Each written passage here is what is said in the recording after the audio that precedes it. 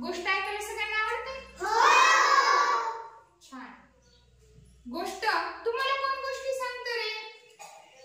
कोण घरी कोण गोष्ट सांगतं तुम्हाला?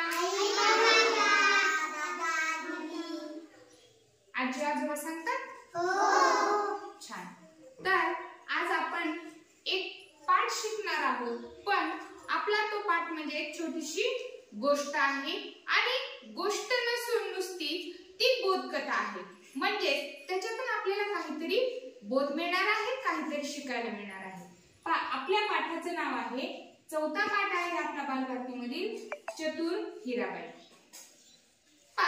हिराबाई कशी चतुर होती हे या गोष्टीमध्ये सांगितलेलं आहे, या पाठामध्ये सांगितलेलं आहे.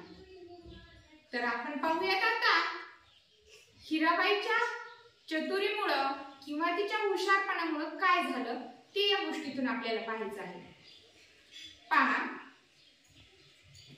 पहाट झाली होती. पहाट म्हणजे काय की सूर्य उगायच्या आधीचा कालावधी. आणि हिराबाईचा नवरा माणिक झोपेतून जागा झाला आणि बाहेर आला. दारात आल्यावर पाहतो तर काय की एकच बैल आहे तिथं. जोरात ओरडला, अगं ये इकडे ये. पाहतो तर काय एकच बैल. मग दोघांनी इकडं शोध तिकडं शोध, आजूबाजूला सगळीकडे शोधाशोध घेतली, पण त्यांना काही बैल सापडला नाही. पहा बरं, आता एकच बैल राहिला त्यांच्याकडं. मग एका बैलावर त्यांना शेतीचं काम करता येणार होतं का? नाही. मग त्यासाठी त्यांना काय करावं लागणार होतं? एक बैल दुसरा विकत घ्यावा लागणार होता. मग त्या माणिकने आणि हिराबाईने ठरवलं की आपण या बैलाला दुसरा बैल एक जोडी आणू. त्यासाठी ते बैल बाजारात गेले. बैल बाजारात गेल्यानंतर ते पाहत चालले होते, तेवढ्यात हिराबाई जोरात ओरडली, अहो इकडे या, पहा तर हा आपला बैल. असं म्हणताच चोर एकदम घाबरला, कारण चोराला वाटलं अरे ह्यांनी तर बैल ओळखला. मग हिराबाई, माणिक आणि चोर यांच्यामध्ये वादविवाद सुरू झाला. हिराबाई आणि माणिक म्हणायचे हा बैल आमचा आहे, चोर म्हणायचा नाही हा बैल माझा आहे. असं दोघात वाद चालू झाला आणि मग सगळी बाजारातली मंडळी म्हणजेच माणसं तिथं जमा झाले. आणि मग हिराबाईंनी सांगितलं की हा बैल माझा आहे, चोर म्हणायचा हा बैल माझा आहे. मग हिराबाईला एक युक्ती सुचली. तिने काय केलं, ती हुशार होती, चतुर होती, म्हणून तिला छान एक युक्ती सुचली.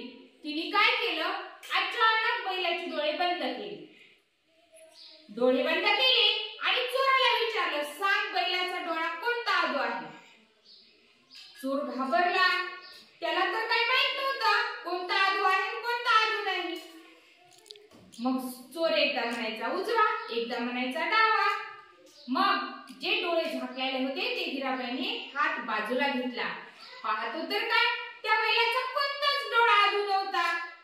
हे कुणाला माहित होतं? हिराबाईला माहित होतं, पण चोराला माहित होतं का? नाही. हिराबाईने तिची हुशारी दाखवली, मग तिला तो बैल सापडला. मग तिथं जमलेल्या सर्व लोकांनी पोलिसांना बोलावलं. पोलिसांना बोलवल्यानंतर त्या चोराला पोलिसांच्या स्वाधीन केलं, ताब्यात दिलं आणि मग बैल सापडला म्हणून हिराबाई आणि माणिक आनंदाने बैल घेऊन घरी गेले. या गोष्टीवरून आपल्याला काय बोध घ्यायचा आहे बरं? कोणती गोष्ट हुशारीने केली पाहिजे. जर हिराबाईने तिथं जर डोळे बंद करून बैलाचा डोळा कोणता आदू आहे हा जर प्रश्न विचारला नसता तर चोर पकडले गेला नसता. म्हणजे तिच्या हुशारपणामुळे तो बैल त्यांना परत मिळाला आहे. म्हणजेच कोणती पण गोष्ट करताना आपण ती गोष्ट विचारपूर्वक केली पाहिजे, युक्तीने केली पाहिजे, म्हणजे आपल्याला त्याचं फळ मिळतं. हा आपला चतुर हिराबाई हा गोष्टीरूप